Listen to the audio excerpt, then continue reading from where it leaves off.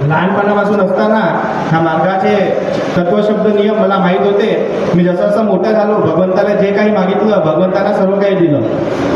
पण मी सामोर जाऊन मग कॉम्पिटेटिव्ह फील्डमध्ये गेलो आणि मला वाटलं की मी कोणती तरी एक चांगली पोस्ट घ्यावी. पण मी भरपूरसे एक्झाम्स देत होतो, माझे पेपर निघत नव्हते. मग मी स्वतःवर विचार केला की माझ्या हातानं कोणत्या चुका झाल्या. मी त्या गोष्टीवर लक्ष देत गेलो आणि त्यानंतर मी त्या चुका सुधारत गेलो, तरी पण माझे पेपर निघत नव्हते. मग समोर गोष्ट अशी झाली का मी बैठकीमध्ये रेग्युलर येतो. बैठकीमध्ये मला काही अनुभव भेटले. त्यानंतर मी त्या गोष्टीवर विचार केला आणि भगवंताला सांगितलं की माझ्या हातानं माझी चूक मला लक्षात येऊ द्या.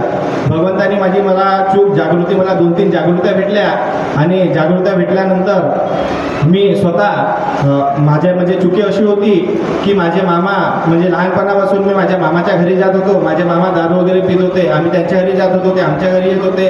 संबंध आम्ही चांगले ठेवले आणि कुठं ना कुठं भगवंताला विसरलो. त्यामुळे ते चुकी होती. घरच्यांनी भरपूरदा कार्य केले त्या गोष्टीसाठी, पण मी बाहेर राहत होतो म्हणून मी त्या गोष्टीला कधी कन्सिडर नाही केलं. पण ते गोष्टीसाठी मी 3 दिवसाचे स्वतः रूमवर आपले कार्य केले आणि त्याच्या काही दिवसानंतर माझा एक पेपर निघाला आणि धीरे धीरे आता अजून समोर अशी अपेक्षा ठेवतो की समोर अजून माझे पेपर निघतील. त्यानंतर मला एक दुसरा अनुभव सांगायचा आहे. हा अनुभव महानतेकी बाबा जुमदोजीच्या काळातला आहे. 40 वर्षा आधीच्या. बाबाचे सेवक होते सुरेंद्रजी शेंडे, मुक्काम खैरी, तिरोडा, गोंदियाचे. हा अनुभव पण माझ्या अनुभवासारखाच आहे. मी माझा अनुभव खूप शॉर्टकटमध्ये सांगितला कारण हा अनुभव मला सांगायचा होता. गोष्ट होती आजपासून 40 वर्षाच्या जवळपास आधीची गोष्ट आहे. गोंदिया जिल्ह्यातली गोष्ट आहे. एक जे सेवक जे होते शेंडे, जे सांगितलं त्यांना आधी पांडू नावाची बिमारी होती. पांडू म्हणजे एनिमिया, आता आपण त्याला एनिमिया म्हणतो. एनिमियाची बिमारी होती. त्यांचे हातपाय खूप सुजून गेले होते आणि त्यांचा ब्लड आहे तो ब्लड पूर्ण पाण्यासारखा झाला होता. तर त्यांनी त्यांच्या एरियामध्ये इलाज सुरू केला. सर्वात आधी ते तिरोड्याला त्यांनी इलाज केला. तिरोड्याच्या नंतर गोंदियाला गेले, गोंदियावरून तुमसरला गेले, तुमसरवरून भंडाराला गेले आणि भंडाऱ्यावरून नागपूरला आले. नागपूरवरून अनेक दवाखाने फिरले आणि त्यानंतर त्यांना इथून नागपूरवरून त्यांच्या गावी पाठवण्यात आलं की हे वाचणार नाही म्हणून. आता ती गोष्ट तेच राहते की मरता काय न करता त्यांनी त्या एरियामध्ये जाऊन मार्गदर्शकांना विचारलं. म्हणजे या मार्गाबद्दल त्यांना कल्पना आली. ते एका मार्गदर्शकाकडे गेले. मार्गदर्शकाचे नाव चमरूजी बुधे, ढोरवाडा. ह्या मार्गदर्शकाकडे गेले आणि त्या मार्गदर्शकाने त्यांना कार्य दिले. त्यांनी कार्य दिले आणि त्या कार्यामध्ये त्यांना तो व्यक्ती जो मरण्याच्या स्थितीवर आला होता, डॉक्टरांनी वापस पाठवलं होतं, तो व्यक्ती सुधारला, आपला जीवन जगू लागला. त्यानंतर त्यांच्या घर रोडावर होता आणि ते जे शेंडेजी होते, शेंडेजीचे सख्खे मामा ते एसटी ड्रायव्हर होते. तर शेंडेजीचे मामा जेव्हा त्यांच्या रोडवरून बस जात होती तेव्हा ते तिथं थांबायचे आणि त्यांच्या घरी थांबून पाणी वगैरे प्यायचे. आणि त्यांच्या मामाची जी आदत होती ते दारू पिणारे होते. तर एक दिवस तसंच झालं. ते आले, त्यांच्या घरी थांबले, बस रोडवर थांबवली, पाणी पिलं त्यांच्या घरचं आणि त्यांच्या मुलांसाठी काही खाऊ घेऊन गेले आणि त्या मुलांना दिलं. मुलांना खाल्लं, त्यांनी पण खाल्लं. मग काही दिवसानंतर परिस्थिती अशी झाली का शेंडेजीची तब्येत, ते जेवण करत होते आणि शेंडेजी तसेच पडले, तिथं जेवता पडले. तर मग त्यानंतर ते पडले आणि मग परत त्यांनी डॉक्टर उपचार सुरू केला. त्याच्यानंतर त्यांना समजून आलं की परत ते बिमारी जेव्हा मार्गामध्ये याच्या आधी त्यांना झाली होती ते बिमारी त्यांना पुन्हा झाली. मग परत ते बुधेजीकडे, त्यांचे जे मार्गदर्शक होते त्यांच्याकडे गेले.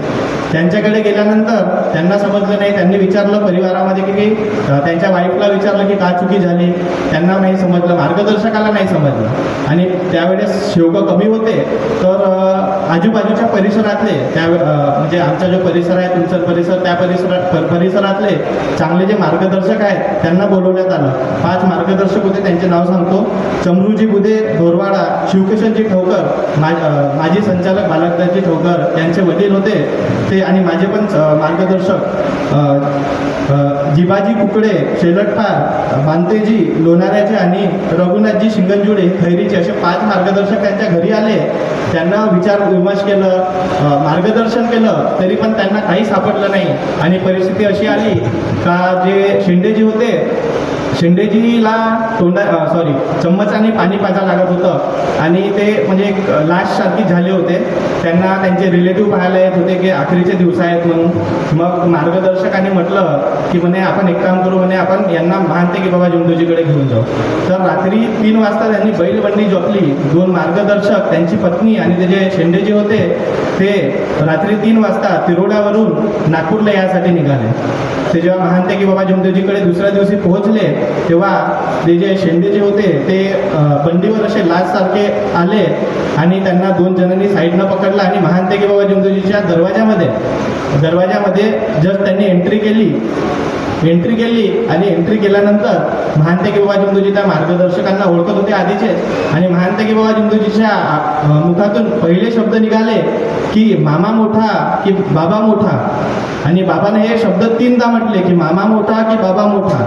तेव्हा त्यांना त्यांची चुकी समजली नाही की काय झालं ना का नाही. मग थोड्या वेळानंतर जेव्हा त्यांनी डिस्कस केलं की नाही, आमचे मामा आमच्या घरी येतात, दारू पिऊन येतात आणि आम्ही ते आमच्यासाठी काही आणतात तर आम्ही ते खातो. आणि त्या गोष्टी त्यांना लक्षात आलं. त्यांनी महानते की बाबा जुमदोजीला तिथंच माफी मागितली की बाबा आमच्या हाताने हे चूक झाली की आम्ही एका दारूवाल्यासोबत संबंध ठेवले आणि संबंधात होतो.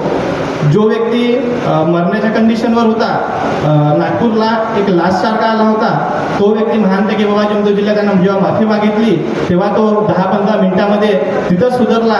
आणि जो बंडीवर लाशसारखा आला होता त्यांनीच ते बंडी झुकली आणि ते बंडी झुकून तो डायरेक्ट आपल्या मामाच्या घरी गेला आणि मामाला सांगितलं की मामा आजपासून तुझे आणि माझे संबंध संपले. जेव्हापर्यंत तू दारू सोडशील नाही तेव्हापर्यंत तू माझ्या थोड्या घरी यायचं नाही आणि मी तुझ्या घरी येणार नाही. ही गोष्ट झाली. त्यानंतर ते सुख समाधानीनं जगू लागले. घरी गेले, सुख समाधानीनं जगू लागले. याच्यावर एक थोडक्यात अजून एक थोडंसं 5 मिनिटाचं 2 मिनिटाचं आहे गोष्ट. आणि मग गोष्ट अशी झाली की ते मार्गदर्शक होते त्यांचे बुधेजी, ते धोरवाड्याचे. तर जे शेंडेजी होते, शेंडेजीच्या घरी जे आपली फोटो होती, बाबाची फोटो होती, त्या बाबाच्या फोटो आधी जुने घर होते, तर पाऊस येऊ त्यांच्या घरची फोटो थोडी जुनी झाली होती. तर जे मोहाडी संस्था आहे, आमच्या एरियामध्ये थोडं मोहाडी संस्थेवाले शेवका आहेत. तर जे मार्गदर्शक होते बुधेजी, ते मोहाडी संस्थेकडे गेले आणि त्यांनी त्या शेंडेजीला नागपूर मंडळाचे फोटो असताना त्यांना सांगितलं की हे फोटो आता हे करून घे आणि मोहाडीचे फोटो घे. त्यांनी मोहाडीचे फोटो घेतली आणि मग त्यांच्या समोर काय झालं माहीत नाही त्यांचं. पण गोष्ट इतकीच होती की जेव्हा आपल्याला गरज होती तेव्हा आपण मंडळामध्ये आलो, तेव्हा महानते की बाबा जुमदोजीकडे आलो आणि आज आपली गरज भासली तर आपण आपल्या स्वार्थासाठी कुठं ना कुठं बाहेर चाललो गेलो. महानते की बाबा जुमदोजीचा आदेश होता की मी गेल्यानंतर मंडळ, पण आज ते जे सेवक 5 मार्गदर्शक होते ते त्या गोष्टीला सुधारू नाही शकले. तेव्हा त्यांना महानते की बाबा जुमदोजीची गरज पडली, बाबाच्या शब्दाची गरज पडली. आणि जेव्हा ते सुधारले तेव्हा त्यांना स्वतःच्या स्वार्थासाठी त्यांनी दुसऱ्या संस्थेला हे केलं. तर सांगण्याचा अर्थच हेच, ह्या अनुभवातून की महानते की बाबा जुमदोजी कोण होते. महानते की बाबा जुमदोजी एक व्यक्ती नसून एक भगवंत होते. पण आपण महानते की बाबा जुमदोजीला समजू शकलो नाही. म्हणून मी सर्वांना विनंती करतो की सर्व तत्वशब्द नियमाने चालण्याचा प्रयत्न करावा आणि महानते की बाबा जुमदोजीचे आदेश जे दिले आहे त्यांना पालन करण्याचा प्रयत्न करावा. नमस्कार. तसेच आजच्या चर्चा बैठकीचे अध्यक्ष, संचालक, सर्व सेवक सेविका, बाळगोपाळ या सर्वांना माझा नमस्कार. माझे नाव देवेंद्र भोजराजी चकोले, मुक्काम कुही. माझा सेवक नंबर आहे 54,720.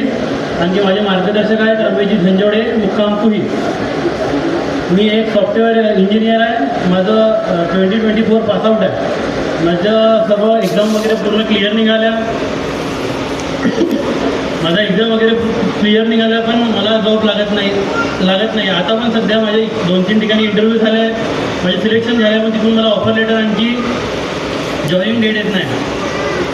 बाकी सर्व निघालं. मला आता रिसेंटली मला एक असा अनुभव आला की मी माझ्या कर्माने कुठेतरी चुकलो, कारण मला भगवंत योग देत नाही आहे. मी चर्चापैकी यायला लागलो, तर जेव्हा सेवकांचे अनुभव ऐकले तेव्हा मला लक्षात आलं की आपण कुठे ना कुठे चुकत आहोत. माझ्या वडील मला नेहमी म्हणायचे की तू चर्चापैकी जात नाही, तू इथे राहते, आम्ही तेवढा दूरून गावावरून इथे येतो, पण तू इथे जेवढ राहून चर्चापैकी येत नाही. आता चर्चापैकी यायला लागलो तर मला आता ओढ लागली की कधी शनिवार येते आणि मी कधी चर्चापैठकीमध्ये येतो असं मला वाटते. आणखी आल्यानंतर सेवकाचे अनुभव ऐकायला भेटतात, त्याच्यातून आपल्या चुका लक्षात येतात. रिसेंटली माझं असं घडलं की मला एका कुत्रामध्ये जवळ आला, तर मला इतकी भीती वाटली की त्याचे दात तर नसून लागला, काही झालं तर नाही. तेच माझ्या डोक्यात सुरू राहतं, कंटिन्यू तेच कोणाशी बोलत राहा, कोणाशी काय करत राहा. तर माझ्या डोक्यात तेच येत होतं की मी काय करता काय नाही, पण बोलताना तेच लक्षात येत होतं माझ्या, तेच डोक्यात. असं झालं समोर जाऊन की माझं मी कोणतं काम करता काय करता माझ्या काहीही लक्षात येत नव्हतं. मी भगवंताला योग मागितले, भगवंता मी चुकलो, मी एकदा बसलो, मी माझ्या चुका लक्षात आणल्या. भगवंता म्हणला माझ्या चुका लक्षात येऊ दे. मी माझ्या चुका लक्षात आणल्या, माझ्या हाताने बोलण्यात चालण्यात, वाईट विचारात, वाईट करण्यात, वाईट बघण्यात, म्हणजे 4 तत्व 305 नियमांनी मी वागलो नाही, त्याच्या मला भाग झाला. आणखी चर्चापैठकी येत होतं तर सेवक आपली चुका सांगत होत्या, त्याच्यातून माझ्या लक्षात येत होतं नाही आपण इथे तरी चुकलो. म्हणून मी चर्चापैठकी यायला लागलो, तर मला समजलं मी भगवंताला योग मागितले. आता सर्व सुखसोबत आहे, भगवंताला असंच म्हणजे माझ्या हाताने जे माझी जीवतीला मारण्यामध्ये 4 चौकात शिवा देण्यात, बोलण्यात आता भरपूर चुका झाल्या. तर ती मला नेहमी म्हणायची की तू मला मारते म्हणे, तू माझ्यासोबत मारते, 4 चौकात मला बोलते, तू स्वतःच मागायची म्हणे. त्यावेळेस मी म्हणजे असं की मनावर नाही लावून घेत होतो, पण ते गोष्ट खरोखरच झाली. जेव्हा ती मला म्हणायची का तू हे सर्व करत आहे तू मागायची, तर माझ्याशी तसंच घडलं की मी सर्व करत प्रयत्न होतो पण मी मागायला येत होतो. पण मी भगवंताला चुकीची क्षमा मागितली, तर भगवंतानी मला 2-3 ठिकाणी इंटरव्ह्यू देऊन आता माझं झालं आहे. तिकडून आता मला एक कॉल यायचा आहे, आलं तर तिकडून मला कॉल इंटरव्ह्यू वगैरे दिला, सर्व झालं आहे, बट तिकडून मला एक रिस्पॉन्स यायचा आहे. आता बोलण्यात चालण्यात, वाईट विचारात करण्यात मी पुरा चुका बोल्या, भगवंताला क्षमा मागितली. मी चुकीचे कायदे जाऊन माझ्या गावाला गेले, कारण ते माझ्या जे कुत्र्याचे इतकं माझ्या डोक्यात घुसलं होतं की मी काय करता काही नाही, मला याच्यात काही भान नाही 2-3 महिने. मग मी माझ्या पप्पाला सांगितलं, पप्पा म्हणलं असं असं होतं माझ्याशी. तर पप्पा म्हटलं मला चुकीचे कार्य करायचे आहे. मग मी गेलो घरी, पप्पासोबत बोललो, मग कार्यकर्ता काकाजीकडे गेलो, त्यांना सांगितलं की काकाजी आता जे घडलं माझ्या हाताने बोलले चालले, त्यांना सांगितलं चुकीची क्षमा मागितली. म्हटलं आता नवीन सुरुवात करायची आहे. म्हटलं आता जे झालं माझ्या हाताने जे घडलं ते सर्व विसरून एक नवीन सुरुवात करायची आहे. म्हटलं आता पण मला कधी कधी तसंच म्हणजे असं डोक्यात विचार येतात की मी आधी असा करत होतो, मग आता तसा करत होतो.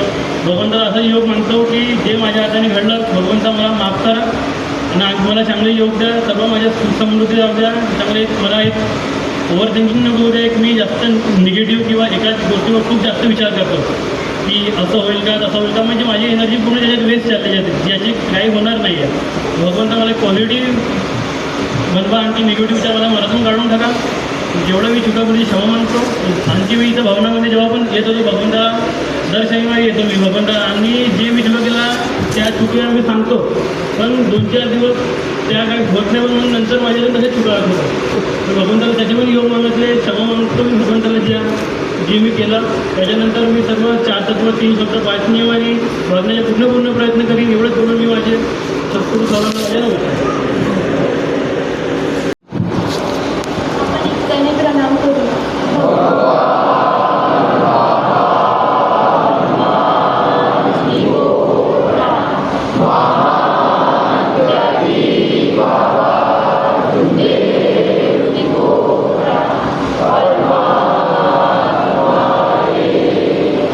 परमपूज्य परमात्मा एक सेवक मंडळ वर्धमान नगर नागपूरच्या वतीने भगवान बाबा हनुमानजी उपस्थित आहे, बाबांना माझा प्रणाम. तसेच महानदागी बाबा झुंदेवजी उपस्थित आहे, बाबांना माझा प्रणाम.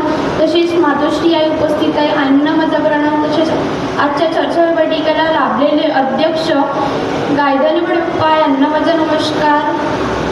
आदरपूर्ण मंच, सेवक सेविका, बालगोपाळ सर्वांना माझा नमस्कार. माझं नाव शीतल शंकर शरणागत, मुक्काम अंबेनगर, पारडी, नागपूर. माझा सेवक नंबर 29402. बघा, माझा अनुभव म्हणजे कोविडमध्ये माझ्या फॅमिलीमध्ये माझ्या पप्पांना कोविड झालेलं होतं. म्हणजे आमच्या घरी पण कोविडचे पेशंट होते आणि माझ्या पप्पांना ताप यायचा, पण आम्ही तसं एकदम लोड नाही घ्यायचं की ताप येत आहे तर असं कोरोना वगैरे काही निघणार बा म्हणून. तर माझे पप्पा दवाखान्यात जायचे, ताप वगैरे आला आहे गोळी घ्यायचे आणि तसं चालत राहिलं काही दिवस. आणि मग ते डॉक्टर म्हणतात की तुम्ही म्हणते चेकअप मला खूप ना म्हणजे खूप दिवस झालेले म्हणते तुम्ही ताप करत आहात म्हणते. मग कोविड चेक केलं, माझ्या पप्पांना पॉझिटिव्ह निघालं. आणि मग जेव्हा ते कोविड चेक करायला गेलेले होते त्या दिवशी माझ्या पप्पांनी सकाळी हळदीचं दूध पिलेलं होतं. ते माझ्या पप्पांना म्हणजे जेवण नाही होत होतं आणि जेवण म्हणजे जास्त धकत नव्हतं त्यांना, तसंच ते दूध त्यांना धकत नव्हतं तर म्हणजे पेणे नाही होतं. तर माझी मम्मी म्हणत होती आता आम्ही चाललो म्हणते, हा दूध आहे म्हणते, तू पिऊन घेशील म्हणते. म्हणजे ठीक आहे बा. मी तो दूध हे लोक गेले आणि मी ते दूध पिलं. मग माझी मम्मी कॉल करते म्हणते तू दूध पिली का म्हणते. मी हो पिलं म्हटलं. नाही प्यायचं होतं म्हणते. म्हणजे का बरं, पप्पांना पॉझिटिव्ह निघाला म्हणते. म्हणजे काही नाही होत. भगवंताकडे मी प्रणाम केलं. आणि मग काही दिवसानंतर माझ्या म्हणजे आमच्या फॅमिलीमध्ये माझ्या मम्मीची, ताईची आणि माझी आम्हाला पण ट्रीटमेंट म्हणजे ते कोविड चेक करायला सांगितलं होतं. तर माझी बहीण आणि माझी मम्मी पॉझिटिव्ह निघाली, पण जे दूध मी पिलेलं होतं मी नॉर्मल निघाली. भगवंताची लीला म्हणजे अपरंपार. तसंच मी आता 12th आहे. भगवंत मला योग द्या, मी चांगल्या पद्धतीने अभ्यास करायला पाहिजे. आणि माझी बहीण नीट करत आहे. तिने जेईची एक्झाम दिलेली, म्हणजे तिच्या ते इंडियन म्हणजे जेईची काही अभ्यास नाही केला तर तिने फक्त ते ट्राय करण्यासाठी तिने जेईची एक्झाम दिली. तरी पण तिने ती जेईची एक्झाम क्रॅक केली. तिचा नंबर लागू शकते असे पर्सेंटेज आले तिला. तसेच ती नीटची अभ्यास करत आहे. तिला नीटमध्ये पण छान पर्सेंटेज पडू द्या बाबा. तसेच माझे पण आता 12th मी केलेली आहे. माझा अभ्यास जो मी करत आहे तो फळ मला भेटू द्या भगवंता. आणि चिडचिड करते भगवंता. घरी माझी मम्मी मला माझ्यासाठी म्हणते पण मी खूप चिडचिड करते. मला सद्बुद्धी द्या भगवंता. ती माझ्यासाठीच म्हणते आणि मी तिच्यावरच रागवते आणि तिलाच उलट सुद्धा म्हणत राहते भगवंता. मी अशी केली नाही पाहिजे. माझा बिहेवियर चेंज झालं पाहिजे बाबा. मी शांत झाली पाहिजे बाबा. अशी म्हणजे विनंती. सगळ्यांना माझा आदरपूर्वक नमस्कार.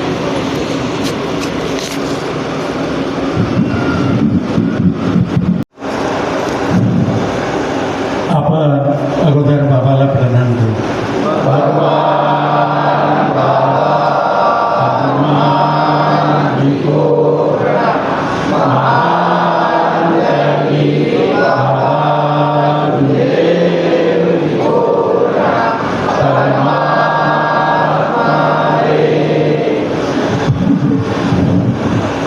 परमपूज्य परमात्मा एक सेवक मंडळ वर्धमान नगर नागपूरच्या वतीने सांस्कृतिक भवन येथे आठवडी चर्चा बैठक सुरू आहे.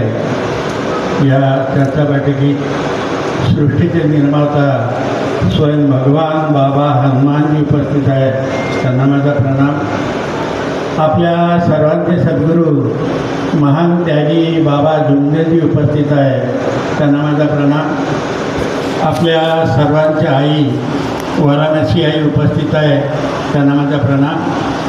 आजच्या चर्चा बैठकीचे अध्यक्ष व मंडळाचे अध्यक्ष माननीय श्रीमान गायधने साहेब हे उपस्थित आहेत. त्यांना माझा प्रणाम.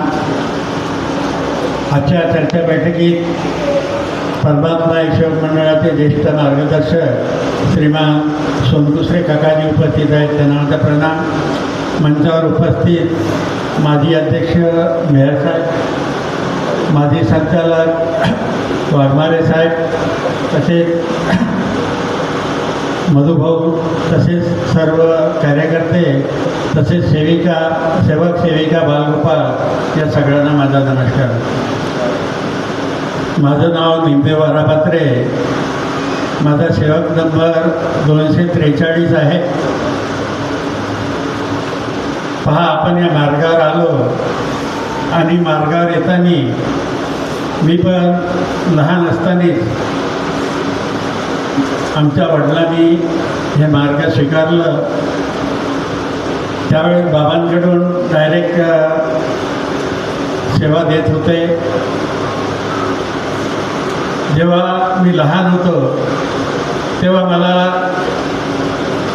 वयाच्या 4-5 वर्षापासूनच मी आजारी राहत होतो, परंतु कुठेच थारा लागत नव्हता. लहानपणापासूनच परिस्थिती बिकट असल्यामुळे आम्ही रोज मेडिकल कॉलेजला जात होतो, परंतु काही आराम लागत नव्हता. मग माझ्या वडिलांनी, आमचे मामाने सांगितल्यानंतर आमच्या वडिलांनी बाबांकडे आम्ही गेलो आणि बाबांनी जेव्हा आम्हाला ते कार्य दिलं तेव्हापासून माझा प्रकृती सुधारणा झाली आणि तेव्हापासून माझा डोक्याचा जो त्रास होता ते दूर झाले. बघा, आपण मार्गावर आल्यानंतर आपल्याला प्रश्न पडतो की आपल्याकडे, आपण कार्यकर्त्यांनी आपल्याकडे कुठेच फोटो राहत नाही, कारण या मार्गावर बरेच लोक प्रश्न करतात की बा हनुमानजी तुमचे कोणते आहेत आणि तुम्ही देवळात बाबा जात होते परंतु तुम्ही का जात नाही. परंतु तुम्हाला एक माहिती जी मला आहे ती सांगतो की बाबांनी जरी देवळामध्ये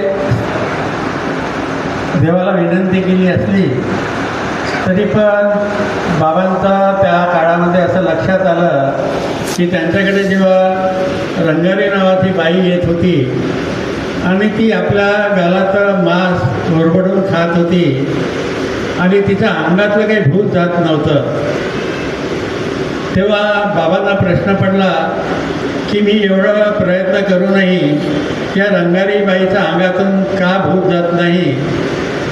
तेव्हा बाबांनी भगवंताला विनंती केली की भगवंता, अशी कोणशी शक्ती आहे जी मी या बाईचा एवढा प्रयत्न करूनही तिच्या अंगातून भूत जात नाही. तेव्हा भगवंतानी बाबांना सांगितलं, कारण त्यावेळेस बाबांना अनेक भगवंत येऊन, राम कृष्ण असे अनेक भगवंत येऊन भेटले. त्यांनी सांगितलं की आमच्यातही ती शक्ती नाही, आम्ही जरी भगवंत रूपात असलो तरी आमच्यातही ती अशी शक्ती नाही की जी आम्ही हे कार्य करू शकतो. या शक्तीच्या पलीकडे निर्गुण निराकार रूपी शक्ती आहे आणि जी आत्म्यामध्ये विराजमान आहे. तेव्हा बाबांना भगवंताने सूचना केली की तुम्हाला 5 दिवस हवन करावं लागेल आणि बाबांनी त्या बाईला सांगितलं की बाई, ही आखरी फूक आहे आणि याच्यानंतर बाबांनी तिला शेवटली फूक मारल्यानंतर ती बाई आली नाही, म्हणजे तिच्या अंगातलं भूत दूर झालं. तेव्हा बाबांना आठवलं की मी जे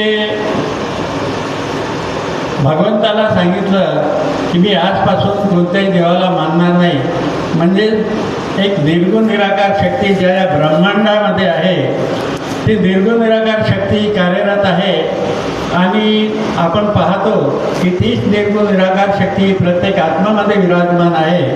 आणि आपण जेव्हा कार्य करतो किंवा आजही कार्य करतो किंवा आजही आपल्याकडे जर दुःख आलं तर आपण भगवंताच्या नावाचं उद्बत्ती कापूर लावून त्याला विनंती केली आणि आपलं दुःख सांगितलं किंवा आपल्या हातून जर काही चूक होत असेल आणि त्या चुकीची जर आपण भगवंताला क्षमा मागितली आणि भगवंतासमोर आपण आपलं विनंती केली तर आपलं दुःख दूर होते. अशी ही महान कृपा बाबाने आपल्याला दिली. ही जी शक्ती दिली आहे ती प्रत्येक स्त्रीमध्ये, प्रत्येक पुरुषामध्ये, प्रत्येक मुलामध्ये विराजमान आहे आणि ती नेहमीसाठी टिकाव म्हणून बाबांनी आपल्याला 4 तत्व 5 नियम, 4 तत्व 3 शब्द आणि 5 नियम दिले आहे. आणि या 4 तत्व 3 शब्द 5 नियमाच्या आधारे जर आपण जीवन जर व्यतीत केलं तर आपल्या जीवनामध्ये कोणत्याही प्रकारचं दुःख येणार नाही. जीवन जगताना अनेक प्रकारे संकट ते येतील, कारण जीवन हे संघर्षमय जीवन आहे आणि या संघर्षमय जीवनातून चालण्याकरता आपल्याला वाट काढावं लागेल. परमेश्वराला समोर ठेवून जर आपण आपलं संघर्षमय जीवन जर पुढे नेलं तर खरोखरच भगवंत आपल्या जीवनात सुख शांती देतो. बाबांनी जे आपल्याला सत्य, मर्यादा, प्रेम, आपण पाहतो की सत्यामध्ये एवढी कसोटी आहे की तुम्ही जर सत्य जर वागत असाल तुम्हाला अडचण येईल, पण नेहमी सत्याचा विजय होईल.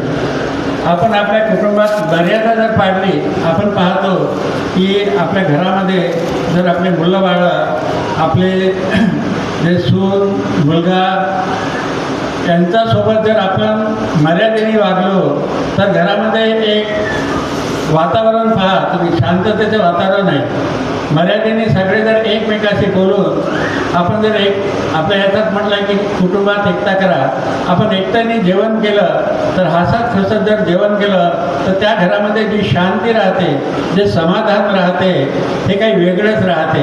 आणि म्हणून मर्यादेचं पालन करणं प्रत्येकाचं कर्तव्य आहे.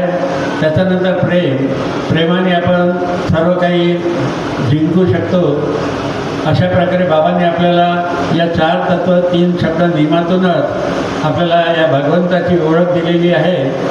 दुसरं असं की आपण आपल्या मुलांना जे शिक्षण देतो, कारण शिक्षण देताना अनेक अडचणी येतात, परंतु आपण पाहतो की मुलांना शिक्षण देताना जर आपल्याकडे परिस्थिती नसेल आणि ती जर परिस्थिती आपण जर आपल्या भगवंतासमोर ठेवली आणि मुलाची जर इच्छा असेल तर तो मुलगा निश्चितच तो प्रगती करून आपलं जीवनमान उंचावू शकतो.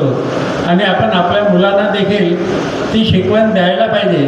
लहानपणापासूनच जर आपण त्याला शिक्षा दिली की भगवंत काय आहे, तू भगवंताला विनंती कर. एक मी छोटंसं उदाहरण देतो की माझा मुलगा जेव्हा कॉलेजमधून त्याला ॲडमिशन घ्यायची होती आणि त्याचा नंबर लागला एका गव्हर्मेंट कॉलेजमध्ये, पण त्याला तिथं ॲडमिशन घ्यायची इच्छा नव्हती. त्याने आपल्या मम्मीला सांगितलं की मम्मी म्हणे ते कॉलेज मला काही आवडलं नाही, मला तिथं काही ॲडमिशन घ्यायची नाही. आमची पूर्ण मुंबईला जायची तयारी झाली होती. त्याच्या मम्मीनं त्याला सांगितलं की तू मला सांगू नको, तू भगवंताला सांग. तू भगवंताला सांग, भगवंत तुझं काय घडवायचं ते भगवंत घडवेल. कारण मी त्यावेळेस ऑफिसमध्ये होतो आणि सायंकाळी 4 वाजता येऊन आम्ही मुंबईला जाणार होतो. त्यांनी काय विनंती केली भगवंताला माहीत नाही, परंतु 3 वाजता ज्या कॉलेजमध्ये त्याला ॲडमिशन पाहिजे होती त्या कॉलेजमधूनच फोन आला की तुम्ही पुण्याला येऊन ॲडमिशन करा म्हणून. पहा, म्हणजे त्याला आपल्याला मुलांना हे सांगावं लागेल की तुझा जो कर्ता आहे तो भगवंत आहे, तू भगवंताला विनंती कर, तोच तुझी ऐकेल. आणि नंतर आम्ही पुण्याला जाऊन त्याचं ॲडमिशन केलं. सांगायचं तात्पर्य की मुलांना देखील आपल्याला शिकवण द्यायला पाहिजे. आणि मुलाला जर आपण भगवंताविषयी जर शिकवण दिली आणि मुलांना जर भगवंताविषयी जर आपण गोडी केली, कारण मुलगा तेव्हाच येईल. कारण आताही आमची मुलं नागपूरला आल्यानंतर या भगवंताच्या कार्यामध्ये बैठकीला उपस्थित राहणं, चर्चा बैठकीला उपस्थित राहणं किंवा आपली पंधरवाडी चर्चा बैठक असेल तिथं उपस्थित राहणं, याचं कारण की त्यांना भगवंताविषयीची ओढ निर्माण झाली पाहिजे आणि भगवंताला समोर ठेवून कार्य करण्याची प्रवृत्ती निर्माण झाली पाहिजे. अशा प्रकारे आपण आपल्या मुलांना शिक्षण दिलं पाहिजे. आपण पाहतो की अनेक मुलं असे आहेत की ज्या या शिक्षणापासून वंचित राहतात. परंतु माझी सगळ्यांना विनंती आहे की एक वेळ तर घरी उपाशी राहा, परंतु मुलांना शिक्षणाची आणि आपल्या कार्याची जोड द्या. आपलं कार्य आणि जर त्याला शिक्षणाची गोड निर्माण झाली तर तो भविष्यात प्रगती केल्याशिवाय राहणार नाही. दुसरी अशी माझी विनंती आहे की आता मंडळाने जे कॉम्प्युटर ऑनलाईनचं केलेलं आहे त्याचं काम सध्या सुरू आहे आणि जोपर्यंत आपण ऑनलाईन करणार नाही तोपर्यंत त्याच्यामध्ये आपल्याला, कारण आम्ही ऑनलाईन झाल्यानंतर मंडळामध्ये जे रजिस्टर असेल त्याच्यावरून करू, परंतु त्याच्यामध्ये त्यांना ज्या सुविधा मिळणार आहेत मॅसेज पाठवण्याची किंवा त्यांना आणखी बाकीच्या त्यांचे जे फंड्स आहेत की आपले फंड्स किती आहे या सुविधा उपलब्ध होणार नाही किंवा त्यांचे जे नॉमिनी ज्याला आपण वारसदार म्हणतो त्याच्या कुटुंबातली माहिती ही उपलब्ध होणार नाही. म्हणून माझी एक विनंती आहे कारण आपण जसं आता एक उदाहरण सांगतो मी की सुरुवातीला आपण एका सेवक नंबरवर आपण अनेक म्हणजे 2-3 घरात जेवढे मेंबर राहायचे त्यांना फोटो द्यायचं की आता अडचण अशी येते आहे की ते फोटो देताना कोणाच्या नावाने करायची. तो भाऊ म्हणते माझ्या नावाने तो सेवक नंबर पाहिजे, दुसरा भाऊ म्हणते तो सेवक नंबर माझ्या नावाने पाहिजे आणि कॉम्प्युटरमध्ये कोणालाही एका नावाने द्यावं लागेल. तर या अडचणी येत आहेत. म्हणून प्रत्येकाने लवकरात लवकर ऑनलाईन करा, जेणेकरून तुमचं ऑनलाईन जर झालं तर तुम्हाला मॅसेज पाठवण्यात मंडळाचे जे काही कार्यक्रम असतात त्या कार्यक्रमाचे मॅसेज, तुमचे स्वतःचे जे काही वर्गणी होतात त्या वर्गणी आणि ऑनलाईन वर्गणीची देखील सोय उपलब्ध होईल. कारण आज आपल्याला इथं मंडळात येऊन वर्गणी भरावं लागतं, परंतु ही जर सोय उपलब्ध झाली आणि आपल्या मुलाला जर इच्छा झाली की मला भवनामध्ये काही अमाऊंट डोनेशन द्यायची आहे तर तो तिथं राहून देखील कोणत्या ठिकाणी राहील तरी तो तिथून डोनेशन पाठवू शकेल. अशा प्रकारे ही ऑनलाईन प्रक्रिया आपल्याला राबवायची आहे आणि सर्वांना विनंती आहे की प्रत्येकाने ज्यांचं झालं नसेल त्यांनी प्रत्येकाने ऑनलाईन सुविधा उपलब्ध करून घ्यावा. एवढं बोलून माझे 2 शब्द संपतो. नमस्कार, धन्यवाद.